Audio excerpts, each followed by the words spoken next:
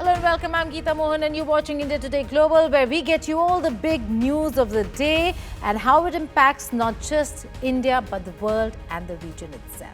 With that, we have some big news coming in at this hour. Now, after powerful earthquake strikes near Japan, tsunami warning has been issued in Japan. Evacuation orders have been issued. Tsunami warning has been issued for Japan's northeast coast. 240-centimeter tsunami waves were reported on the coast. That's reports just coming in. This is going to be a very intense night for people in Japan, especially the administration. There was a massive earthquake. Some of the reports suggest it was a little over 7 on the Richter scale. And post the earthquake strikes, there have been tsunami warnings. A reminder of what happened during the tsunami in Japan when the nuclear facilities were impacted. But what will happen now, and is it going to have a major impact, is something we'll have to wait and see. Those are visuals of the earthquake. You can see the entire area was shaken. Pranay Padhyay, my colleague, joining me for more on this. Pranay, massive earthquake and now a tsunami warning. Absolutely, Geeta. Japan is not stranger to the seismic activity, but this is a 7.6 magnitude earthquake which jolted Japan, and that to be the northernmost prefecture of Japan, Omori. People have been asked to stay away from the coast and have been asked to go to the safer places. And the tsunami warning has already been issued by the Japan Meteorological Agency. The around 20-inch is the prediction of the tsunami waves. As per the latest information, but the visuals are clearly showing the impact. How massive this earthquake was. 7.6 is a huge magnitude, and the tsunami warning and the jolts have are also been experienced in the Hokkaido and Honshu provinces of Japan. You know that Japan has faced the earthquake and has experienced the earthquake of magnitude up to 9 in 2011 when we had the Fukushima disaster. And even before that, Japan is situated on the Ring of Fire in the Pacific Ocean. So this earthquake also came in the Pacific Ocean, and the tsunami warning has been issued. But we are yet to get the further information as far as the damages are concerned, Geeta. Well, that's right. Like you said, 7.6 magnitude on the Richter scale. That's massive. And we do see some of the visuals and photos that are coming in of the damage that has caused. That certainly is a matter for concern and scare.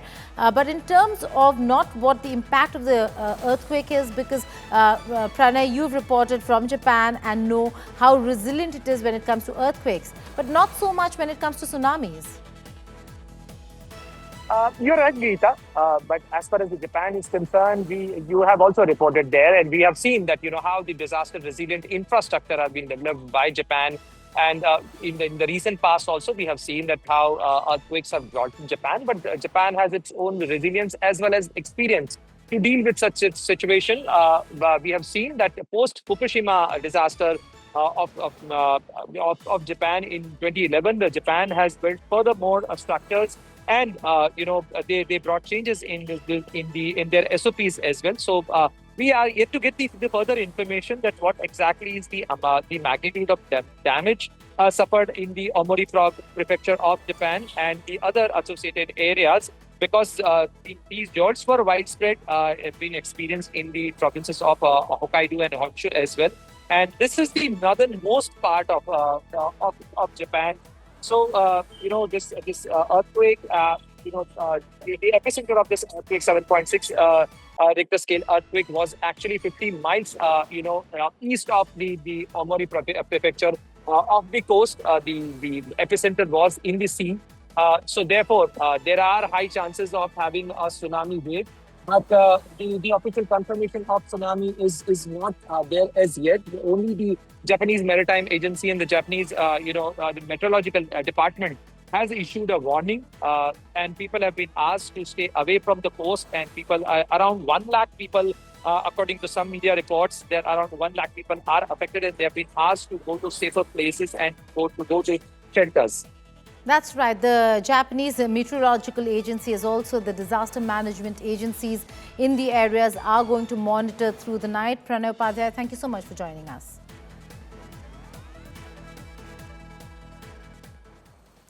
The US released a new national security strategy which warns of Europe's civilizational erasure, downplays Russia as a US threat, and urges NATO to halt expansion. The Kremlin has welcomed the tone but said implementation must be monitored. Mahashweta Lala with this report. Everybody there to get to the right outcome, solution-based.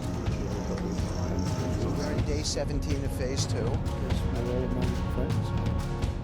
Following 3 days of meeting last week in Florida between Trump's special envoy Steve Witkoff and Jared Kushner with the Ukrainian delegation led by Rustem Umerov, the White House released a new national security strategy.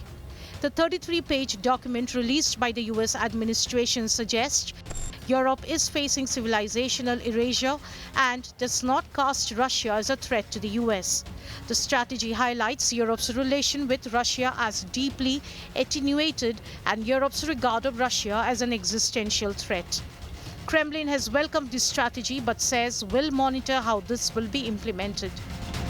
Даже признание, что НАТО нужно перестать расширяться, даже об этом речь. Безусловно, безусловно. It even includes an acknowledgement that NATO should stop expanding. It is mentioned as well. The plan includes language against confrontation and in favor of dialogue, building good relations, just as President Putin had said.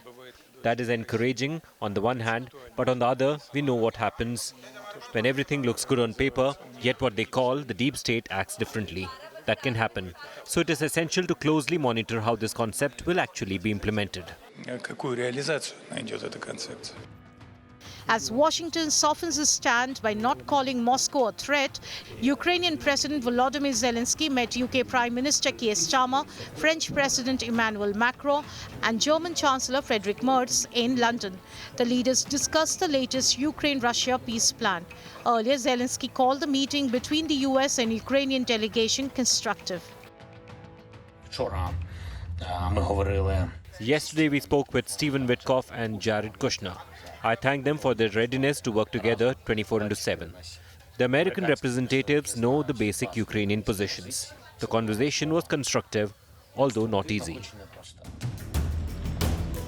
As Trump attended the annual Kennedy Center's honors on weekend, he expressed disappointment that Zelensky had not read the latest proposal, though he said the Ukrainian delegation loved it. What's your next step in Russia-Ukraine talks after last week's negotiations? So we've been speaking to President Putin, and we've been speaking to Ukrainian leaders, including Zelensky, President Zelensky. And I have to say that I'm a little bit disappointed that President Zelensky hasn't yet read the proposal. That was as of a few hours ago. His people love it, but he hasn't. Russia's fine with it. Earlier at a forum in Doha, U.S. President's son, Donald Trump Jr., while replying to a question, said his father might walk away if the Russia-Ukraine war dragged on. Is your hunch that President Trump is going to walk away? I think he may. What's good about my father and what's unique about my father is you don't know what he's going to do. The fact that he's not predictable, he's not following the playbook of every clown who's, again, been a bureaucrat for decades. The U.S. national security strategy also emphasizes on strengthening economic security and geopolitical ties with India and sees it a critical partner in the Indo Pacific and beyond. The document stresses on readjustment of the U.S. military presence in the Western Hemisphere to counter migration, drug trafficking, and what it describes as the rise of adversarial powers in the region based on the Monroe Doctrine, first promoted by then U.S. President James Monroe in 1823. Mahashweta Lala, Bureau Report, India Today. US President J.D. Vance drew flack from netizens after his recent post on theft of the American dream. Vance said, and I quote, "Mass migration is theft of the American dream. It has always been this way, and every position paper, think tank piece, and economic metric study suggesting otherwise is paid for by the people getting rich off of the old system." This led many netizens to mock the US Vice President, some suggesting that he should send his wife and US Second Lady and his children back to India. Usha Vance, a lawyer married to J.D. Vance in 2014, is the first Asian American and first Hindu American second lady. Earlier, during a podcast interview, Vance said it was totally reasonable to give priority to neighbors who share one's race, language, or skin color. He also stated in future the administration will try to remove as many undocumented migrants as possible. President Trump, while attending this year's Kennedy Center honors, brushed aside questions about his Christmas naughty list, saying it could cause trouble. He was speaking to reporters while he attended the annual Kennedy Center Honors Awards show, the show which recognizes achievements in music and in films. Trump had skipped the ceremony during his first term. This year's honorees include actor Sylvester Stallone, singers Gloria Gaynor and George Strait, rock band Kiss, and actor-singer Michael Crawford. Trump later hosted actor Sylvester Stallone and other celebrities at a dinner at the White House after presenting Kennedy Center honors. President Trump, who is on your naughty list this year? Oh, that's a long list. I better not tell you it's start a problem out there in the world. No, we have a pretty big naughty list, but our country is doing well. We're the hottest country anywhere in the world right now. And a year ago, we were a dead country. We were a dead country that was laughed at all over the world. We're the hottest country in the world. What would be the implication? And Jesse Waters is terrific. What are you going to... Now, New York City Mayor Zohran Mamdani has some tricks up his sleeve to evade ICE agents. This is a new dare. In a video message on X, Mamdani gave advice to immigrants how to evade immigration and customs enforcement. Zohran Mamdani's new era for NYC reminder comes after ICE raids made headlines in the Big Apple. At the time, about 200 protesters stood up to the authorities in Canal Street, leading to several arrests. If you encounter ICE, these are the things that every New Yorker should know. First, ICE cannot enter into private spaces like your home, school, or a private area of your workplace without a judicial warrant signed by a judge. That looks like this. If ICE does not have a judicial warrant signed by a judge, you have the right to say, "I do not consent to entry," and the right to keep your door closed. Sometimes ICE will show you paperwork that looks like this and tell you that they have the right to arrest you. That is false. ICE is legally allowed to lie to you, but you have the right to remain silent. If you're being detained, you may always ask, "Am I free to go?" repeatedly until they answer you. Thailand has launched airstrikes along its disputed border with Cambodia after both countries accused the other of breaching a ceasefire agreement brokered by US President Donald Trump. Eyewitness video released on Monday showed a huge plume of smoke rising on the Cambodian side of the border. At least one Thai soldier has been killed and 8 wounded in the fresh clashes. Local residents living along the Thai border with Cambodia in Surin province took shelter in bunkers amid fresh clashes. Meanwhile, Thailand's foreign ministry said its military operations at the border with Cambodia will continue to protect the country's sovereignty and territorial integrity. Long-standing border disputes erupted into 5 days of combat in July that killed dozens of soldiers and civilians. US President Donald Trump pushed the Southeast Asian neighbors to sign a truce agreement in October, but tensions have continued to simmer. And let's now take a look at some other stories making headlines across the globe in World at a Glance.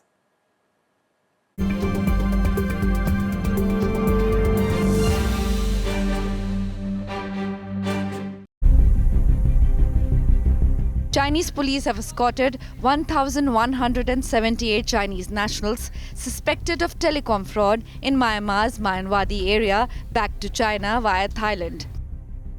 Since the launch of a joint China-Myanmar-Thailand operation on February 20th to repatriate telecom fraud suspects, more than 6,600 Chinese nationals allegedly involved in such crimes have been returned, delivering what authorities described as a powerful deterrent to transnational fraud syndicates. The European Commission on Friday imposed fines totaling 120 million euros on Elon Musk's social media platform X for breaching transparency obligations in its first non-compliance decision under the Digital Services Act (DSA). This marks the first time the European Union's executive arm has issued such a non-compliance ruling under the DSA, which came into force in 2022. After the fine, Musk took to X to say that the EU should be abolished and sovereignty should be returned to individual countries. Military parades were organized in various Syrian cities to mark the first anniversary of Bashar al-Assad's fall. People in Aleppo, Damascus and Latakia gathered to watch the shows, carrying Syrian flags and cheering. Assad flew Syria for Russia a year ago as rebels commanded by Syria's new president, Ahmad al-Shara.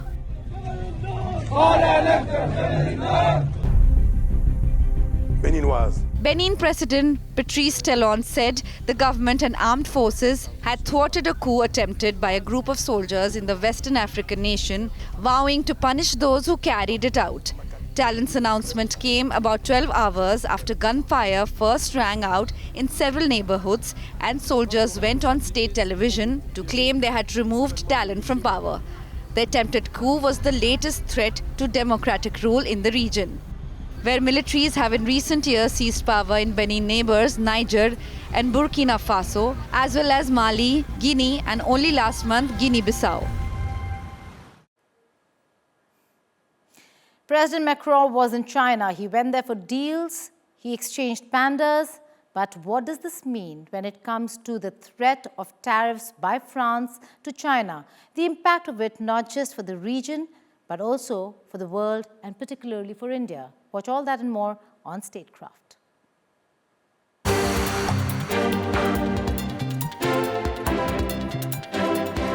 Today, we're decoding something intriguing. French President Emmanuel Macron just visited China, but this wasn't your typical diplomatic handshake and smile trip. This was high-stakes poker with billions of dollars on the table and the future of global trade hanging in the balance. Picture this. Europe's elegant leader lands in Beijing. He's brought France's biggest CEOs with him. Airbus, BNP Paribas, Schneider Electric, the whole gang. They're hoping for deals, but there's tension in the air. Because Macron isn't just there to make friends. He's there to deliver some hard truths. So what happened? Did China blink? Did France get what it wanted? And why should India care about any of this? Hello and welcome. You're watching Statecraft with me, Geeta Mohan.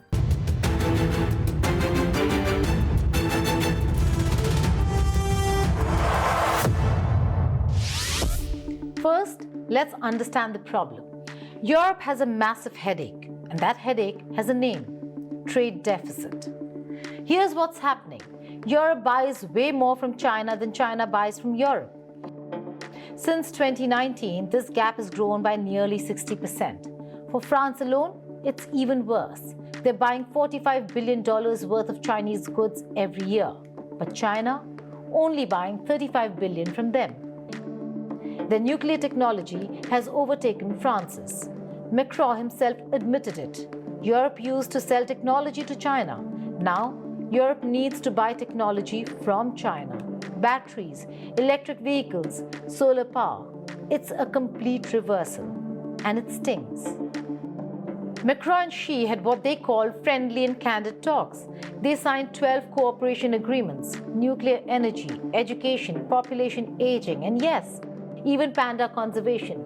China is lending France 2 more giant pandas from 2027 because nothing says let's fix trade imbalances like adorable bears. But here's where it gets interesting. Behind the smiles, Macron delivered a warning, and according to him, it wasn't subtle. In an interview after the trip, Macron revealed what he really said, and I quote, "I told the Chinese their trade surplus is unsustainable. They're killing their own customers. If they don't react, we Europeans will impose tariffs, just like America is doing."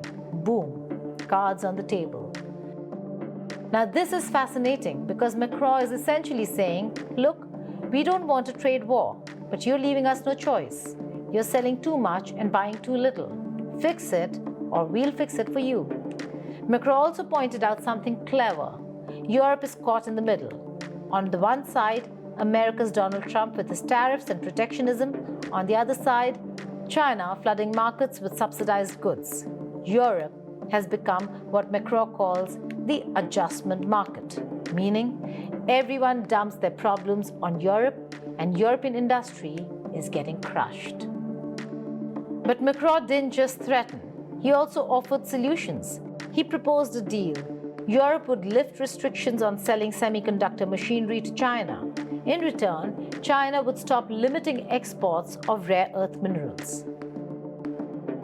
Now let's zoom out, because this isn't just about trade. There's a massive geopolitical chess game happening here. Ukraine. That's the elephant in the room. Europe desperately wants China to pressure Russia to end the war. Macron raised it during his visit. He asked China to support a ceasefire, to stop strikes on critical infrastructure. Winter is coming, after all. But China isn't budging. They assured Russia of their continued support. She said China remains committed to peace, but peace, in diplomatic speak, can mean many things. And China clearly isn't ready to throw Russia under the bus. But what does all of this mean for India? Because we're not just spectators here. We're right in the middle of this shifting world order. First, the trade imbalance issue. India has the same problem with China. We import way more than we export. Electronics, machinery, chemicals, Chinese goods dominate our markets. And just like Europe, India is trying to reduce this dependency. Europe's experience is a warning for us. If we don't build our manufacturing capabilities now, we'll end up like them, caught between American protectionism and Chinese overproduction, with nowhere to go, and that's the problem. Second, the technology angle. Europe is now looking to buy new tech from China. India needs to make sure we don't end up in the same boat. We are investing heavily in semiconductors, EVs, and green energy. The race is on, and we can't afford to fall behind. Third, rare earth minerals. China controls most of the world's supply. They're using this as leverage. India has some rare earth deposits. We need to develop them and also secure more overseas access of rare earths fast. Because depending on China for critical minerals is dangerous. Finally, there's the bigger picture. Europe is realizing it can't rely on America or China completely. They need alternatives. That's where India comes in, as a manufacturing hub, as a tech partner, as a reliable democracy. The India-EU trade deal suddenly looks more attractive to them. Macron threatened tariffs. She offered friendship, but no concessions. No major deals were signed. The trade imbalance remains, and the geopolitical tensions continue. From India's perspective, this is a wake-up call. We need to build our manufacturing strength, develop our tech capabilities, secure our supply chains, and position ourselves as a reliable alternative. That's all on this edition of India Today Global. But before I go in what might be the most unexpected celebrity headline of the year, Katy Perry and former Canadian Prime Minister Justin Trudeau have gone Instagram official. And the reveal happened halfway across the world in Tokyo. Kshitija Gosavi with this report. Goodbye and take care.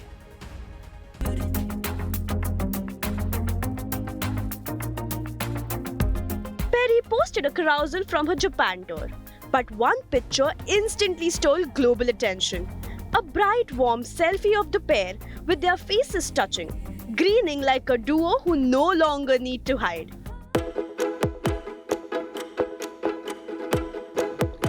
Another clip shows the pair laughing as they try sushi in a bustling Tokyo restaurant. Relaxed, familiar, almost cinematic. That's great. Oh, that's good. Well, social media didn't just notice, it exploded. In just hours, the images fueled a wave of excitement and disbelief online. After months of whispers and grainy paparazzi shots, fans finally had what looked like confirmation. Then came Trudeau's post. The former PM shared a photo from the same evening, featuring him and Perry alongside Japan's former Prime Minister Fumio Kishida and his wife. The caption, warm and appreciative, casually included Perry's name, as if the world hadn't already started spiraling. But the romance timeline goes further back. Trudeau attended Perry's concert earlier this year, sparking the first round of rumors. Then came Paris, the moment that confirmed everything. The pair were photographed hand in hand walking through an event before slipping into a car together. The images marked Perry's 41st birthday and seemingly the soft launch of their relationship. For Perry, this comes months after her separation from actor Orlando Bloom, with whom she shares a daughter. For Trudeau, it follows his split from Sophie Gregoire in 2023. And now, halfway across the world, amid neon lights, tour dates, and diplomatic meetings, the two appear to be writing an entirely new chapter. One that blends global politics, pop stardom, and an unexpected love story that has captured the world's attention. With Kshitija Gosavi, Bureau Report, India Today.